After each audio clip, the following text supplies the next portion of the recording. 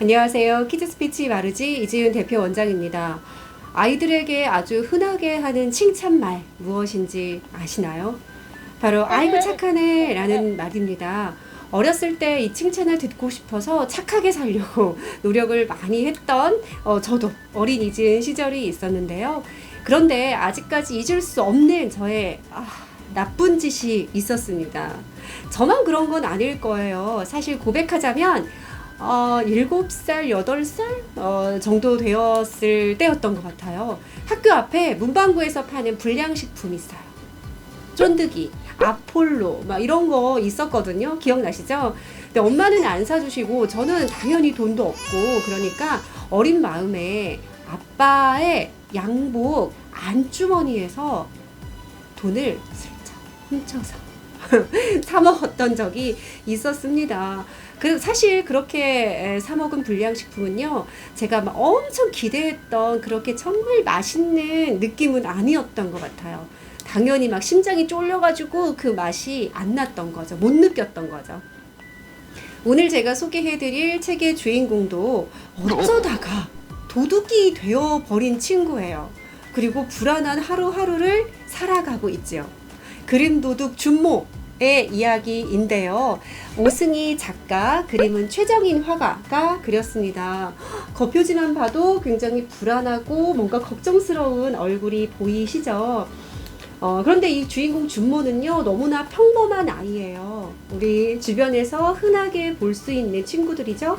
그러나 준모 엄마는 우리 준모가 조금은 특별했으면 좋겠다라는 기대를 하고 있어요. 사실 모든 엄마들이 우리 아이들한테는 정말 아무 기대가 없을 수는 없죠.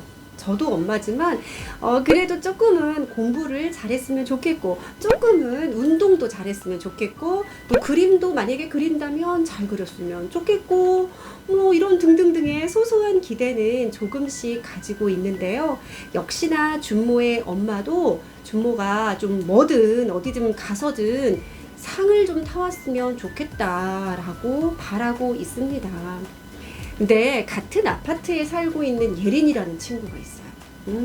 그 애는 언제나 상을 막 휩쓸어 오는 그런 막 특별한 애예요. 모범생.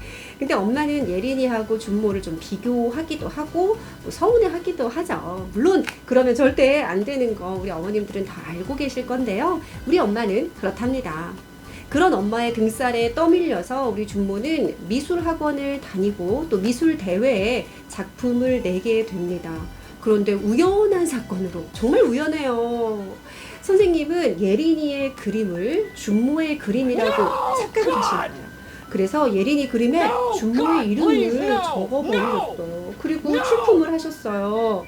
어떡해. 그러나 불행한 어떤 느낌은 현실로 이루어지죠. 그 그림, 예린이 그림으로 준모가 대상을 받게 돼요. 어떡하죠? 당연히 준모는 알고 있었어요. 자신의 그림이 아니라 예린이 그림이라는 걸 알고 있었어요. 그런데 준모는 선생님에게 말을 못해요. 엄마에게도 말을 못합니다. 아마 처음 받아본 상이었기 때문에 모두가 자신을 칭찬해주는 그런 마음, 칭찬말, 달콤함, 이런 부분들을 처음 겪어봤고, 그 부분에 대해서 너무 막 마음속으로는 뿌듯해했겠죠. 너무 좋았겠죠. 자신이 그림이 아님에도 불구하고. 그래서 아마 섣불리 내게 아니에요, 제 거 아니에요 라고 사실을 말하기 어려웠을 수도 있습니다. 그러나 시간이 지날수록 준모는 죄책감에 시달리게 되는데요. 생각만 해도 마음이 무겁습니다. 그 이후의 이야기는 우리 아이와 함께 직접 읽어보시면 더 재미있을 거니까요. 저는 여기까지만 말씀드릴게요. 과연 우리 준모가 이 모든 사실을 떳떳하게 밝힐 수 있을까? 아니면 찍 입을 닫고 무덤까지 가겠어. 비밀을 간직할까요? 어떨까요? 여러분이라면 바로 사실을 말하실 수 있을 것 같으세요? 저도 곰곰이 생각해보면 그런 용기가 후딱 나올 수 있을지 좀 걱정이 되긴 해요. 사실 얼마 전에 흥행했던 드라마 오징어 게임 있었잖아요. 보셨나요? 오징어 게임에서 456번이 1번과 구슬치기를 하며 기억이 깜빡깜빡한 1번 할아버지를 상대로 그 456번이 거짓말을 하죠. 그러면서 그 거짓말로 구슬치기를 이길 뻔한 장면이 나오는데요. 그 순간 456번도 자신이 한 거짓말을 끝까지 본인 스스로 털어놓지는 못하더라고요. 인간의 모습이란.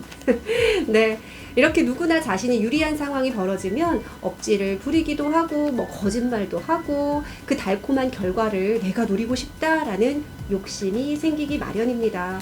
잘못을 바로잡을 수 있는 용기가 필요한 순간이죠. 자, 우리 아이들에게도 용기를 심어주는 질문을 좀 활용해 주시면 좋을 것 같습니다. 3가지 질문으로 또 독후활동 준비해 봤는데요. 첫째, 준모가 나무 위에 올라간 이유가 무엇일지 생각해보고 준모에게 하고 싶은 말을 전해보세요 라고. 준모가 마지막에 나무 위로 올라가거든요. 하늘나무라는 엄청나게 높은 나무 위로 올라가요. 어떤 심리에서 거기를 올라갔고 어떤 마음이었는지 정말 안타까운 마음으로 조마조마하게 읽었는데요. 그 부분 아이들하고 같이 생각을 나누어 보시면 좋을 것 같고, 그때 우리 아이들도 솔직한 이야기들을 꺼낼 수 있었으면 좋겠습니다. 2번째는요, 그 그림도둑 준모에 나와 있는 엄마의 행동의 변화들이 있어요. 엄마는 요즘 달라졌다. 학원도 많이 줄여주고 내가 놀러 다녀도 아무 말도 안 한다. 하지만 오늘 같은 날 엄마는 예전처럼 목소리가 높아진다. 윗집 예린이가 또 상을 받아온 것이다. 그래도 예전과 달리 엄마는 나를 마구 야단치지는 않는다. 그냥 조금 소리 지르다가 만다. 라고 엄마의 모습도 약간 변화를 보여주고 있는데요. 그래서 이 글을 읽고 여러분이, 우리 아이들이 엄마 아빠가 된다면 어떤 엄마 아빠가 되고 싶은지 10가지 약속을 적어보세요 했는데, 우리 친구는요, 초등학교 3학년 친구예요. 이 친구는 10가지 중에서 5가지 약속을 적었어요. 1번부터 좀 읽어드릴게요. 일기검사를 하지 않는 엄마가 될 것이다. 일기검사 하나보다. 2번, 방 청소하라고 잔소리하지 않는 엄마가 될 것이다. 돼지우리가 될 텐데. 3번, 학원을 줄여주는 엄마가 될 것이다. 학원 많이 다니면 힘들죠. 4번, 게임을 하루에 1시간씩 하게 해주는 엄마가 될 것이다. 이건 좀 고민해봐야 될 것 같아요. 제가 엄마지만 이거는 좀 고민해봐야 될 것 같아요. 5번, 동생과 싸웠을 때 혼내지 않는 엄마가 될 것이다. 우리 아이의 굉장히 진솔한 이야기가 담겨 있네요. 엄마가 평소에 우리 아이에게 어떻게 대했는지 여기에서 많이 드러나는 것 같아요. 이 이야기를 또 우리 아이와 함께 하시면서 엄마 아빠 내가 어떻게 하고 있었구나 라고 자기 반성하시는 시간도 필요하실 것 같습니다. 그리고 마지막 3번째는요, 우리 준모는 상을 받아본 기억이 많이 없잖아요. 그래서 거짓된 상을 받았을 때 쉽게 자기 게 아니다 라고 이야기를 못했을 수도 있거든요. 그래서 준모에게 특별한 상을 주는 거예요.